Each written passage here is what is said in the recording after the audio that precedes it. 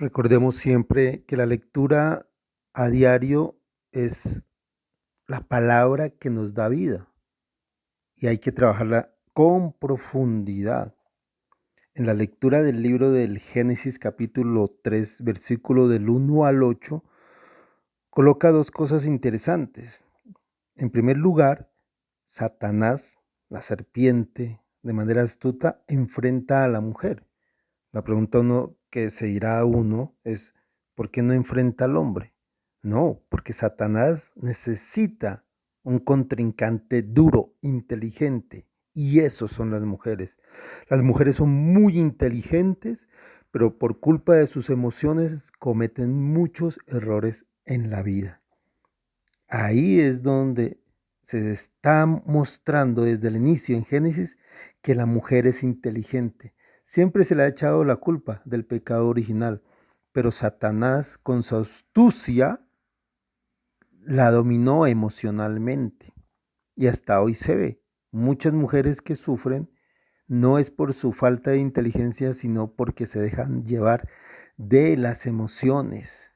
El Señor dice, no coman de él ni toquen el árbol bajo pena de muerte. ¿A qué se refiere el Señor? Al pecado. No hay que tocar el pecado. Si uno lo empieza a tocar, poco a poco se empieza a podrir como la fruta. Entonces allí hay que tener mucho cuidado. Por eso en el Salmo 31 se dice dichosos, el que está absuelto de toda culpa. El pecado siempre nos va a quitar la gracia del Señor, la verdadera fe, amor y acercamiento con Dios Padre Todopoderoso. Señor, tú eres mi refugio, me libras del peligro, me rodeas de cantos de liberación. Que sea siempre el Señor liberándonos con su gracia de todo pecado.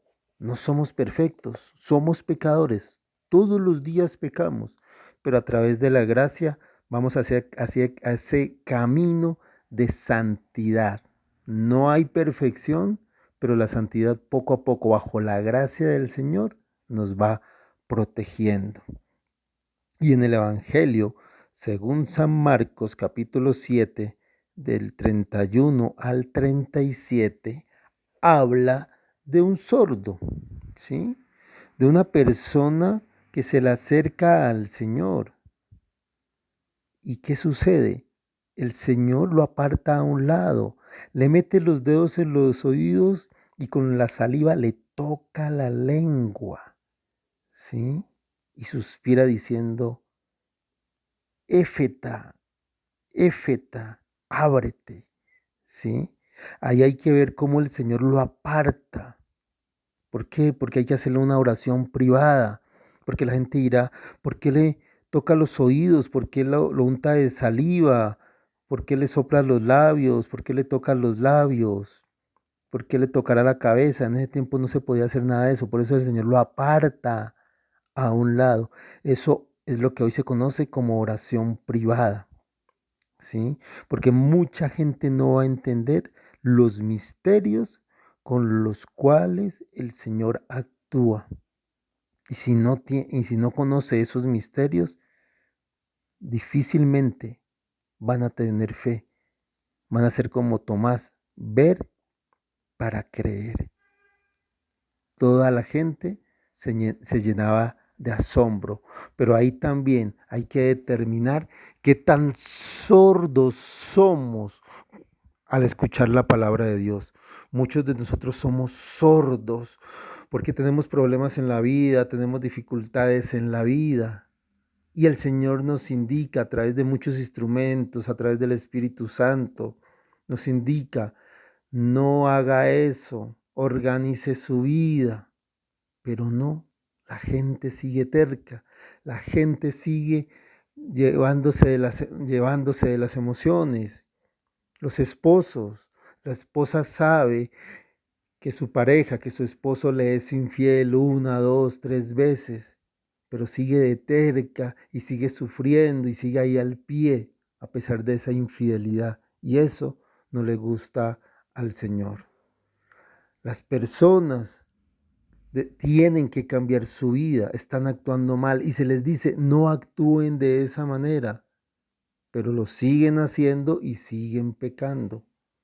A las personas se les dice busquen a Dios, pero no buscan a Dios sino a los espiritistas, a los brujos. Se les pide a la gente, ayude a las personas que trabajan con Dios, ayuden a las personas de la iglesia. ¿Y qué dicen los cristianos católicos? No tenemos plata, no tenemos dinero, pero sí tienen plata para pagar 1 millón, 2 millones, hasta 5 millones, para que un brujo les haga cosas. Y eso es una ofensa a Dios. Entonces hoy evaluémonos qué tan sordos somos al no entender y al no querer escuchar la palabra de Dios. Porque a través de muchos instrumentos el Señor le dice a una persona, corrige tu camino. Y se le dice y se le regaña, pero la gente se enoja cuando se le dice la verdad. Por eso muchos profetas, muchos instrumentos de Dios le decían a la persona y le dicen a la persona, no haga esto. Los regañan a las personas para que tengan un buen camino. Pero ¿qué hacen las otras personas? Regañar a ese instrumento, señalar a ese instrumento y maldecir incluso a ese instrumento. Mejor hoy pidámosle al Espíritu Santo que sople en nuestros oídos para que sepamos escuchar la palabra del Señor y sobre todo aprendamos a corregir el camino que nos lleva al pecado.